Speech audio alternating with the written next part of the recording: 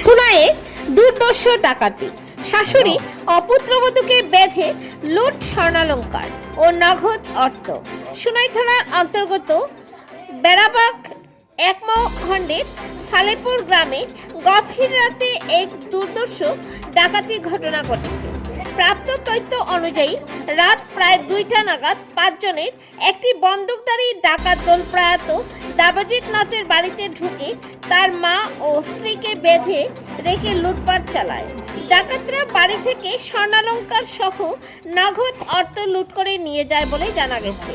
ঘটনার বিষয়ে সালেপুরের বাসিন্দা প্রয়াত দেবজিৎ নাথের মা অঞ্জলি নাথ ও স্ত্রী ময়ূরী নাথ জানান, গভীর রাতে 5 জনের এক ডাকাত দল প্রথমে ঘরের গ্রিলের তালা ভেঙে ঘরে প্রবেশ করে এবং পরে মূল দরজা কৌশলে খুলে ফেলে। বন্দুক ও ধারালো অস্ত্র দেখিয়ে তারা ঘরের সদস্যদের চিৎকার করতে বাধা দেয়। এ সময় বৃদ্ধা অঞ্জলিনাথের পরনে থাকা গহনা ছিনিয়ে নেয় ডাকাতরা। এরপর গৃহবধূ ময়ূরীনাথের কক্ষে প্রবেশ করে তার হাত বেঁধে পরনের গহনা খুলে নেয় এবং আলমারিতে তল্লাশি চালিয়ে নগদ অর্থ ও স্বর্ণালঙ্কার হাতিয়ে নেয়। সকালে ঘটনার খবর পেয়ে সুনাই থানার একটি বিশাল পুলিশ বাহিনী ঘটনাস্থলে পৌঁছে তদন্ত শুরু করে।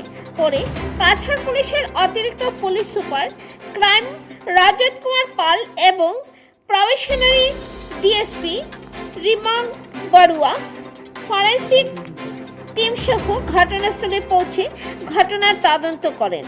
ফরেন্সিক টিম ঘটনাস্থল থেকে বিভিন্ন গুরুত্বপূর্ণ নমুনা সংগ্রহ করেছে বলে পুলিশ সূত্রে জানা গেছে। এ নিয়ে গৃহবধূ ময়ূরী নাথ সুনাই থানায় একটি মামলা রুজু করেছেন বলে জানা গিয়েছে।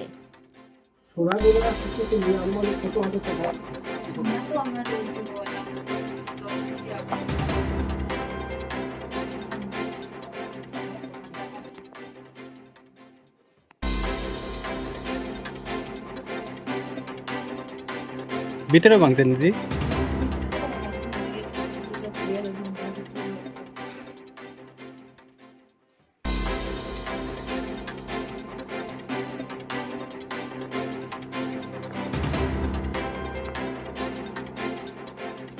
সাবান দিয়ে